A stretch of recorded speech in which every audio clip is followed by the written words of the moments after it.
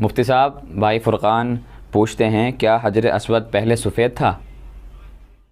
یہ بات بالکل صحیح اور درست ہے کہ جب حجر اسود جنت سے آیا تو یہ بالکل سفید اور صاف اور شفاف تھا۔ حضرت آدم علیہ السلام کو جب اللہ تبارک و تعالی نے جنت سے زمین پر بھیجا تو ان کے ساتھ یہ پتھر آیا تھا، اور ترمذی کی روایت میں اللہ کے رسول صلی اللہ علیہ وسلم کا فرمان موجود ہے، نزل الحجر الاسود من الجنہ وهو اشد بیاضا من اللبن، کہ جب اللہ تبارک و تعالی نے حجر اسود کو جنت سے اتارا تو یہ بالکل دودھ سے زیادہ سفید تھا۔ فسودته خطایا بنی آدم،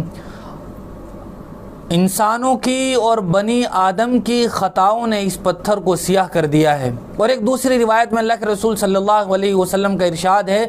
کہ حجر اسود اور مقام ابراہیم یہ جنت کے یاقوتوں میں سے دو یاقوت ہیں، اگر اللہ تبارک و تعالی ان کی روشنی کو ختم نہ کرتے تو آسمان و زمین ان کی روشنی سے روشن ہو جاتا۔